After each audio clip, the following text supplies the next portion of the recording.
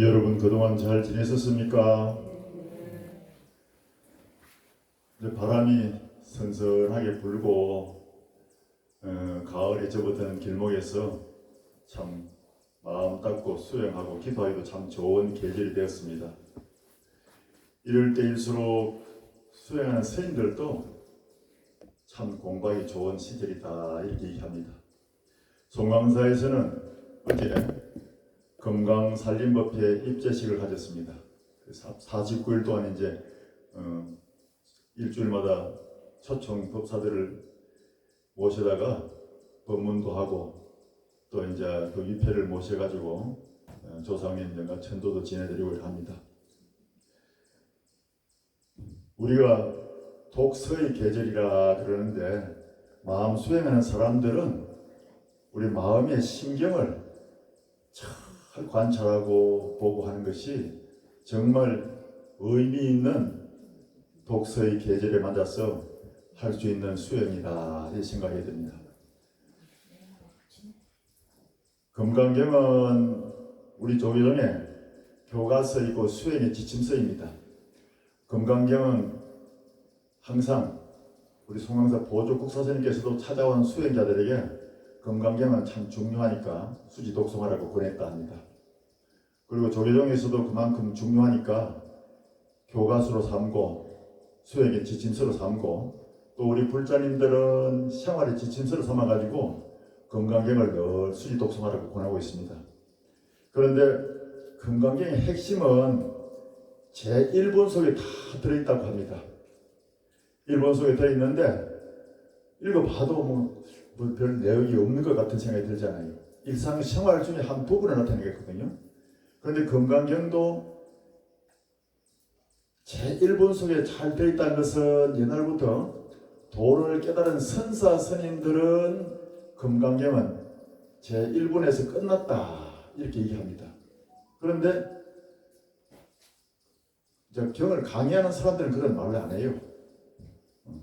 그런데 왜 핵심을 탁 집어가지고 제1본 속에 끝났다 하는가 들어봐야 됩니다. 오늘 이제 인연이 있어가지고 여기서 49제를 맞으시는 경주 후인 최종호 영가의 극락왕신을 기원하는 법문도 되고 또 9월 초하룻날 오신 여러분들의 마음에 또 양식이 될 수 있도록 금강경이 이제 제일 중요한데 제1본 속에 다 들어있다 하고 거기서 핵심은 끝났다 하는 그 부분에 대해서 무엇을 짚어야 되는가 하면 제가 금강경 제1번 한번 외워볼 테니까 여러분들은 합장하고 한번 들어보십시오. 금강반야 바람일경 유와 같이 나는 들었다 어느 때에 부처님께서 서위국에서 큰 비구 대중 1250명과 함께 계시었다. 그때에 마침 공양할 때가 되어 가사를 수하시고 바루를 드시고 사위성에 들어가시어 차례로 밥을 빌으신 뒤 계시던 곳에 돌아오시어 공양을 드시고 나서 가사를 거두시고 발을 씻으신 다음 자리를 펴고 앉으시었다. 앞장 내리십시오. 이건 우리 일상생활 중에 한 부분을 얘기하는 겁니다. 그런데 다른 경전에서는 이렇게 일상생활의 한 부분을 거론하고 들어간 경은 하나도 없습니다. 왜 이렇게 했느냐? 우리 이제 연유가 있습니다. 금강경은 부처님이 돌아가신 뒤에 500년 후에 결집이 되었습니다. 그러면 그동안 어떻게 됐느냐? 인도 사람들은 특이한 게 있어요. 아주 암송을 잘합니다. 부처님의 경을 설하시고 난 뒤에는 그것을 그대로 구전으로 암송을 전해 왔습니다. 우리 왜 저 시골에 가면 전라도 사람들은 왜 육자백이라든가 또 우리 남도 민요라든가 이런 글자를 몰라도 할아버지 할머니들이 다 구전으로 전하지 않습니까? 그렇죠? 진도 아리랑도 보면은 그 글자도 모르는 분들이 아리랑 서리랑 하면서 그렇게 전하면 또 밑에 사람이 배우고 또 따라하고 하듯이 인도에서는 부처님이 말씀하신 경을 다 외우고 해서 암송을 했던 겁니다. 그런데 아소가 대왕이 부처님 돌아가신 뒤에 300년 후에 출현해가지고 인도 전역을 다 통일했습니다. 인도에 옛날에 뭐 16개국이 있었다 하고 그렇게 하고 여러 부족 국가가 많았는데 아소가 대왕이 정말 참 전륜 성화이다 할 만큼 아주 위대한 그런 업적을 한 것이 뭐냐면 인도 전체를 통일했습니다. 통일하고 나니까 부처님의 가르침을 가지고 국교로 삼고 부처님의 가르침을 가지고 자비정신으로 나라를 다스리겠다 싶어가지고 참 좋은 정치를 펴려고 애썼습니다. 그 당시에 양로원도 만들고 구하원도 만들고 또 심지어 죽어가는 가축들의 병을 고쳐주기 위해서 동물병원까지 만들어가지고 동물들을 다 치료하고 의사를 길러내고 수의사를 길러내고 그렇게 하면서도 불법을 전파하기 위해서 저 서쪽으로는 이란, 페르시아, 저 사우디, 로마까지 사신을 보내면서 전도사 스님들을 다 양성시켜가지고 불법을 전하게 했었습니다. 그리고 또 이제 남쪽에는 스리랑카, 또 미얀마, 캄보디아, 라오스, 저 베트남, 인도네시아까지 불법을 홍보하고 전했던 것입니다. 아소가 대왕 때문에 부처님의 가르침의 불교가 세계적인 종교로 발돋움할 수 있었고 크게 번창했던 것입니다. 그래서 또 불교를 또 형성시키기 위해서 스님들이 이제 무소유로 가난하게 이제 이렇게 얻어먹고 사니까 아이고 스님들도 열심히 수행을 하면 절에도 좀 이렇게 좀 부가 있어야 되지 않냐 하고 또 토지를 많이 하사했습니다. 그 절에서 토지를 많이 하사받으니까 그 농작을 짓고 또 이렇게 관리를 해야 되니까 자연적으로 소장민들을 많이 거느리게 되고 농사를 짓게 되고 스님도 경작에 많이 관심을 가지고 운영을 하게 되었습니다. 그게 이제 처음엔 참 좋았는데 흘러가다 보니까 절이 점점 부유해지니까 탁발 나가던 문화도 점점 줄어들게 되고 스님들이 이제 뭐 재산이 많고 하니까 이제 자연적으로 이렇게 관리하고 이렇게 하다 보니까 밑에 소장민들한테 조금 그런 게 있잖아요. 우리 고려 시대도 그런 게 있었지 않습니까? 은근히 이제 갑이 돼가지고 밑에 백성들이 이제 농사 짓고 하면은 거기다 이제 얼처럼 이렇게 명령도 내리고 그렇게 했던가 봐요. 그러니까 그때 이제 그때 골고던 스님들이 대성불교를 일으켜가지고 야 우리가 부처님이 맨발로 탁발하면서 살아가던 그 시절을 떠올리면서 우리가 정말 초심을 잃지 말고 부처님의 수행법을 이어가야 된다. 이래가지고 금강경을 경전을 이제 만들게 됐던 거예요. 그런데 제일 처음에 부처님이 탁발하면서 동양하고 다니는 그 구절을 넣으면서 돌아와서 공양을 드시고 나서 발을 씻고 앉았다는 그 대목을 탁 넣은 거예요. 그러면 그 뜻이 뭐가 있느냐 궁금하죠? 그런데 제일 중요한 것은 공양을 드시고 난 뒤에 가사와 바로를 거두시고 발을 씻고 앉았다는데 그때는 맨발로 다니기 때문에 탁발 다니면 동네를 다니다 오기 때문에 발에 먼지가 많이 묻지 않습니까? 그런데 물로 발을 씻고 나니까 깨끗한 발의 본래 모습이 나타났거든요. 이것이 우리에게 큰 교훈을 주는 것이고 금강경의 핵심이 여기 다 담겨 있다고 봐야 됩니다. 어찌하여 그런가 하면은 우리의 흙먼지 묻은 발도 씻고 나면 깨끗해지듯이 우리가 업장이 많고 번뇌망상이 많다 하더라도 수행 정진으로 한 생각 피우고 말키면 본래 청정한 마음의 본성을 보게 되고 본래 면목을 깨닫게 되고 참된 자성을 보게 돼 가지고 부처의 경지에 똑같이 열애의 지혜와 덕성을 깨닫고 그 경지에 들어갈 수 있다는 것을 깨우치는 것입니다. 그래서 발을 씻은 것은 우리 자성이 본래 청정하다는 것, 그것을 가르쳐준 것입니다. 옛날 육조대사라는 분이 일자 무식이었는데 금강경 이런 소리를 듣고 깨달음을 얻었어요. 그래가지고 오도송을 읊으면서 통곡을 했다 그럽니다. 이렇게 오묘한 진리를 내가 눈을 뜨고도 모르고 살았단 말인가 하면서 통곡을 했다는데 그때 그 구절에 이런 게 있습니다. 내가 어찌 자성이 청정한 줄로 알았으리요. 나의 자성이 본래 흔들림 없이 부동한 줄로 어찌 알았으리요. 나의 자성이 본래 나고 죽음이 없이 영원한 줄로 어떻게 알았으리요. 나의 자성이 본래 지혜와 덕성이 부족한 부처인 것을 내가 어찌 알았으리요 하면서 그걸 깨닫고 난 뒤에 그걸 모르고 헤맸다는 것이 너무도 참 슬프기도 하지만은 이렇게 알고 나니까 너무 좋아가지고 대성통곡을 했다는 그런 기록이 있습니다. 여러분께서도 금강경을 갖다가 우리 수지 독송하면서 금강경의 핵심은 본래 우리 청정한 자성이 있다는 것을 깨닫게 해주는 것이다 이렇게 생각해야 됩니다. 그래서 금강경은 우리 조계종의 소위 경전이고 수행의 교과서이고 지침서이면서 우리 생활에서도 지침서다 그럽니다. 그래서 마음을 비우고 맑히면은 세상은 행복이고 꿈같은 세상을 바로 보게 되는 것이고 또 우리는 한 생각 비우고 맑히는 그 자리에서 내가 본래 부처님과 다름없는 청정 자성 본부를 안고 있다는 것을 깨닫게 되는 것입니다. 금강경 개송 중에서 제일 중요한 것도 제1 처음에 나오는 개송인데 우리 한문을 그렇잖아요.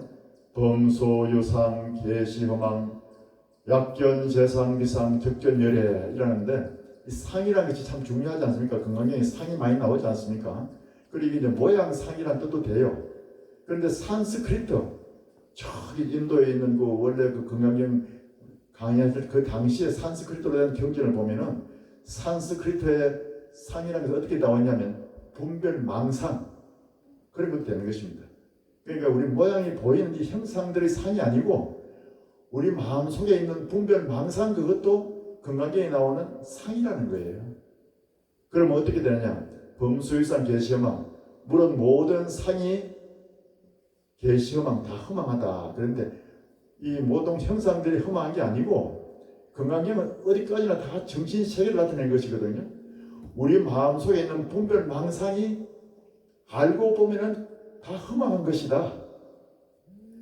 그래서 모든 상이 분별망상이 본래 상이 아닌 줄 알면은 적견열에 부처를 깨닫게 될 것이다. 이런 큰 가르침이 있는 거예요. 정말 이 깨우침을 우리의 마음속에 새겨야 됩니다.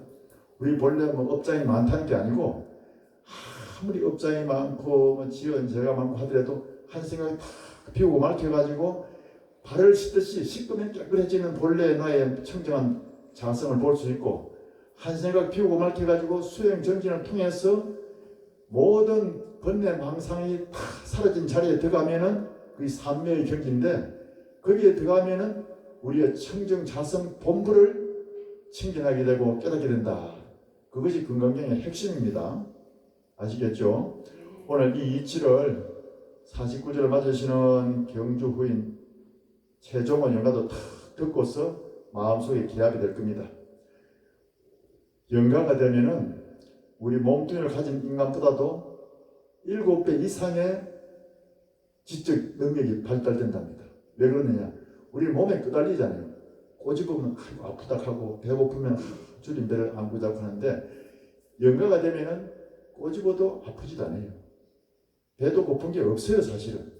그리고 부처님 당시에는 이 천도나 제사 같은 법문이 하나도 없습니다. 이게 이제 중국을 거쳐오면서 이제 도교 문화하고 젖어들고 또 다른 데 문화를 흡수하다 보니까 이 천도 이것도 무시할 수 없다. 조상님을 잘 모셔야 된다 해가지고 제사가 생겨나기 시작한 거예요.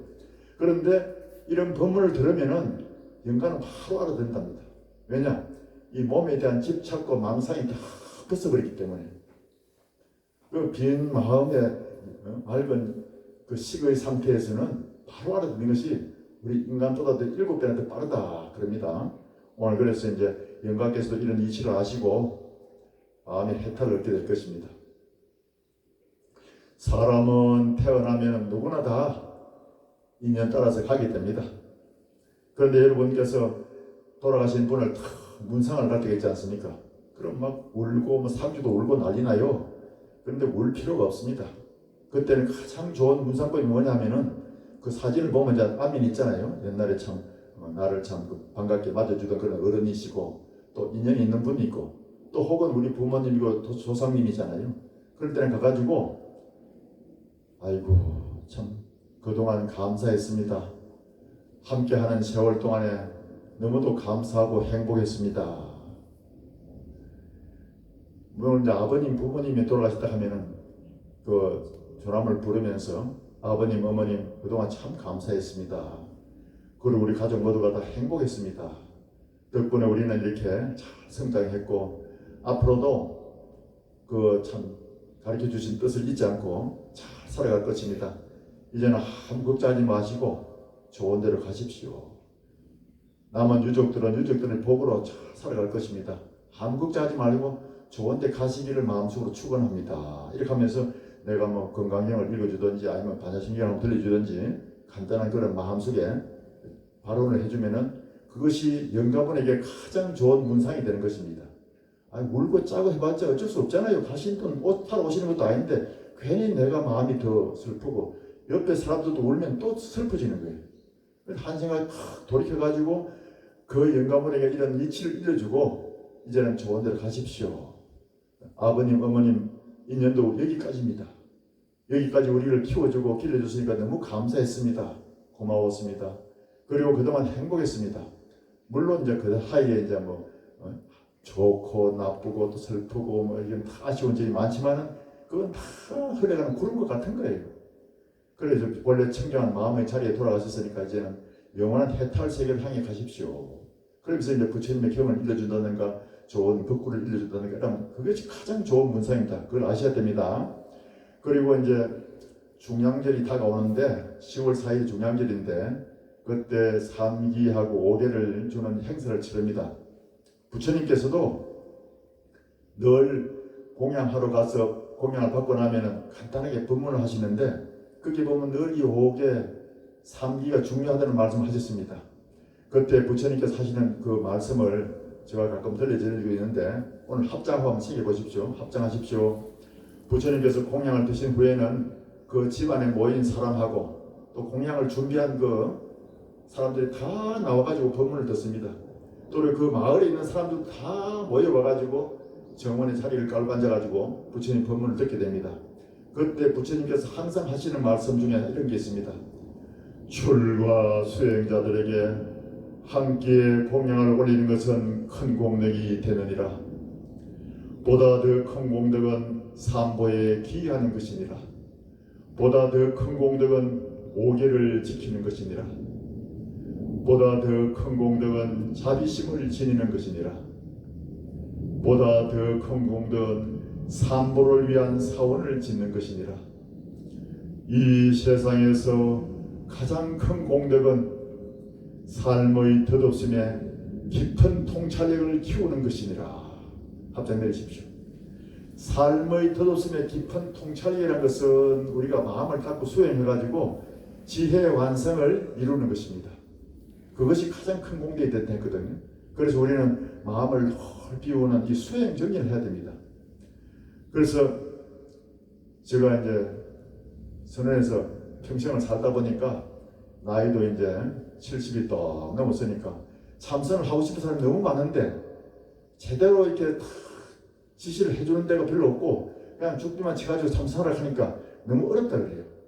그래서 일요일날 오후 1시에 참선 법회를 열어가지고 초보자들을 다 모집해서 선수행을 지도해준다 하니까 처음엔 한 4-50명 모이다가 어제는 150명 모였었어요. 그리고 이것이 이제 실시간으로 송황사 TV가 이제 유튜브를 통해서 라이브로 중계를 하니까 멀리서도 보고 듣는다 그럽니다. 그래서 어제는 일본에서도 비행기를 타고 와가지고 서울에서 택시를 타고 내려와서 참석한 분이 계셨고 또 말레이시아에서도 교민들이 13분이 실제로 와서 한번 참석해 보고 싶다고 왔다 그럽니다. 그리고 대만에서도 오고 또 저 베트남에서도 참석 온 사람이 있어가지고 어제는 그 큰 강당의 자리가 좁아가지고 그 옆에 마당에다가 자리를 깔고 그렇게 수행 정기를 펼쳤습니다. 그런데 이게 정말 전생에 선근이 있어야 수행을 정리합니다. 선근이 없으면은 송화사 왔다 갔다 매일 왔다 갔다 하는 사람들도 수행 참석을 안 해요. 어제 어떤 사람 만났습니다. 광주에서 이제 자기 나름대로 막 공부도 좀 했고 수행도 하고 이런 사람인데 오랜만에 만나가지고 인사하길래 좀 1시에 조금 후에 여기 참선 뷔페가 있는데 수행 좀 하고 가십시오 했더만 아이고 스님 오늘 내가 점심 공양이 맛있어가지고 밥을 많이 먹어가지고 배가 불러서 참선을 못할 것 같아요 하더라고요. 그래 간다 하는데 어쩔 수 있습니까? 그 잡을 수도 없어요. 자기 건기가 안 되면은 억지 수행은 안 되는 거예요. 그래서 아이고 그러냐고 아이고 그래요 하고 웃고 말면서 내 속으로 그랬습니다. 아이고 그러면 다음 생에나 또 봅시다 하고 보냈어요. 우리 부처님 말씀에 3일 동안 닦은 그 마음은 천재의 보배요. 3일 수심은 천재보요. 3일 동안 닦은 그 마음은 천년의 보배라 했습니다. 누구 훔쳐갈 수도 없어요. 금생에 내가 마음이 편안하고 웰빙이 되면서 다음 생에 태어나도 그건 내가 갖고 태어나는 거예요. 그런 것을 가더라도 닦은 마음은 내가 가져가면은 누가 알아보느냐? 염라대왕이 알아본다 했습니다. 수행을 많은 사람이 가면은 염라대왕이 마중을 나온다 그랬어요. 참 귀한 그런 마음에 영혼을 담고 오셨으니까 환대해가지고 저 극락세계 가도 구품이 있다 그래요. 상중하가 있고 또 거기서 상중하가 버리니까 구품이 있는데 구품 연하대 중에서 상품 상생 구품 연하대로 모시는 사람이 누구냐? 돈 많고 권력 많은 사람도 아니에요. 마음을 밝히고 피운 사람을 거기 모시는 거예요. 그래서 3일 수심은 천년의 보배라 했는데 100년 탐구는 일조진을 하잖아요. 100년 동안 사이고 모인 그 재산은 하루아침에 티끌 낼 수도 있고 하루아침에 잿더미를 변할 수도 있는 거예요. 그런데 우리는 3일도 닦는 그 마음이 정말 소중하고 천년의 보배를 했는데 배 좀 부르다 보면 한다 간다 하는데 할 수가 없잖아요. 그래서 내가 평생 절에 댕기서 하면서도 그래도 뭐 참 어쩔 수가 없구나 하면서 그냥 잘 가시라고 내가 그랬는데 여러분께서도 이 가을을 맞고 또 법문을 들으면은 집에서 잠깐 5분도 좋고 10분도 좋고 수행해야 됩니다. 5분을 수행하면은 내가 5분 부처님의 반열에 탁 앉아있는 것 같은 거예요. 그 모습이 부처님 같잖아요. 그래 하면 그거 좋은 거예요 그렇게. 그런데 이제 법문 듣기는 참 좋아하는 사람이 있어요. 유튜브를 보고 법문은 자꾸 듣는데 수행 안 한 사람은 난 죽고 나면 귀 두 쪽만 다 극락간대요. 몸뚱이 못 가고 저 밑에 헤매고 있는데 귀 두 쪽만 딱 떨어져가지고 극락 가가지고 쟁반에 딱 올려져 있는데 부처님이 귀 두 쪽만 못 있잖아 그런데 법문을 듣고 행해야 이 몸뚱이도 참 법문과 같이 일치돼가지고 가는 것이지 듣기만 좋아하면 귀 두 쪽만 가는 거예요. 또 말만 잘하는 사람이 있어. 법문 들어가지고 막 아는 체하고 막 부처님 법에다 말만 잘하는 사람이 있어. 그 나중에 입만 두 쪽 딱 떨어져 극락 가고 몸뚱이는 업을 많이 지어 못 가고 밑에서 헤맨다 그래요. 그 다음에 태어날 때 이제 귀 없는 중생이 돼서 태어나고 입 없는 중생이 돼서 태어나면 어떨 겁니까? 안 되겠죠. 그냥 수행을 해야 됩니다. 그래서 실참 실수가 그렇게 중요합니다. 그래서 우리 부처님의 가르침이란 것은 실참 실수해서 수행해가지고 밤을 깨달는 거예요. 그래 부처님께서도 도를 깨닫고 난 뒤에 지혜의 마음으로 살펴보니까 정말 대단한 거예요.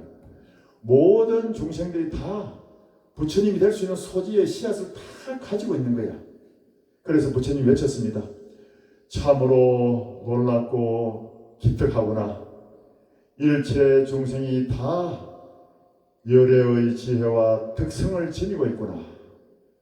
다만 번뇌와 구름의 망상이 덮여 있어가지고 그것을 보지 못할 뿐이로다. 그렇게 외쳤던 것입니다. 여러분, 번뇌 망상이 어떻게 하면 없어지느냐? 일념으로 수행 정진하면 없어지는 거예요. 일념이 그렇게 중요한 거예요. 아시겠죠? 이제 선선한 독서의 계절을 맞아서 우리의 마음을 관찰하는 심경을 독서하는 그런 마음으로 수행 정진에 들어가야 됩니다. 오늘은 내가 부처님의 8만 대장경을 요약했다는 개송이 있습니다. 여러분 가끔 들어보셨을 겁니다. 그 개송을 내가 이 가을 하늘 아래에서 한번 탁 읊을 테니까 마음에 담아 보십시오. 합장하십시오. 소리에 놀라지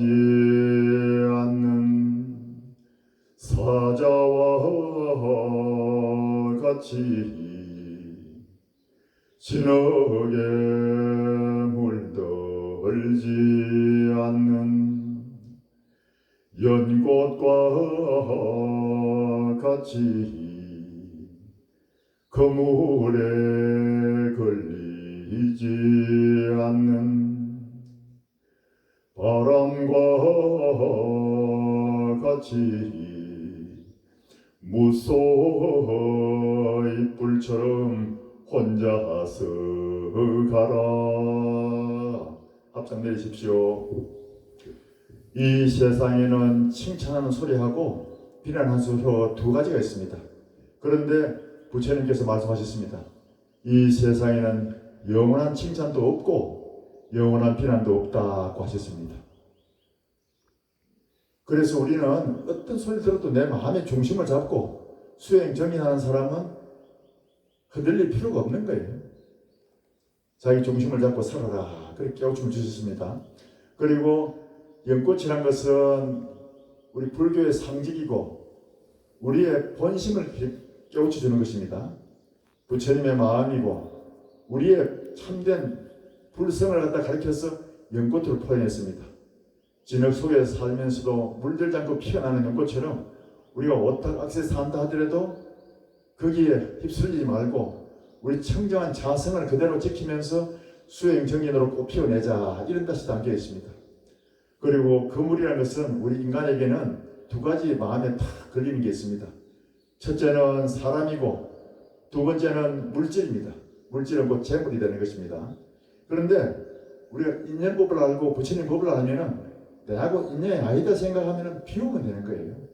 어리석은 사람들이 욕심을 내가지고 자꾸 그것을 가지려 하기보다는 마음에 욕심이 생기고 집착이 생겨가지고 마음의 갈등을 일으키고 범민하게 되는 것입니다. 그래서 부처님 가르침대로 한 생각 피우고 말켜가지고 내하고 인연이 아니다 생각하면 마음을 비워버리면 참 편안한 거예요. 그리고 자기한테 있는 보기를 하면은 내가 던져버려도 또 돌아서 내한테 오게 돼 있는 거예요. 그래서 부처님께서는 무소라는 것은 콧불소로 말합니다. 콧불소처럼 어짓하고 당당하게 혼자서 가라는 것은 일념으로 가라는 뜻이에요. 오직 일념. 이 일념으로 가는데 모든 번뇌 망상도 사라지고 이 어짓하고 당당한 콧불소처럼 일념으로 나아갈 때 우리는 우리 마음속에 부처님의 세계가 확 드러나가지고 내 자신 속에 있는 열애와 같은 지혜와 특성을 직면하고 깨달음을 얻게 되는 것입니다. 오늘 이 가을 바람이 솔 불어오는데 덥지도 않고 춥지도 않은 이런 날에 한 생각 비우고 말켜가지고 일념으로 정리하는 것이 가장 큰 공덕이 됩니다. 그래서 경에도 나와 있지 않습니까? 일념 즉시 무량급이라고. 저 무등산도 티끌 하나하나 사이 가지고 무등산이 이루어진 거예요. 저 흘러가는 물도 흘러가면은 바닷물을 이루지만은 한 방울 한 방울 물이 쌓인 것이 바다가 되는 것입니다. 우리가 일념 챙기는 그 마음 자체가 큰 공덕을 이루고 우리 마음속에 깨달음의 큰 열매를 거둔다는 걸 아시고 그 수행 정인해야 됩니다. 아시겠죠? 오늘 이렇게 해서 법회를 마치겠습니다.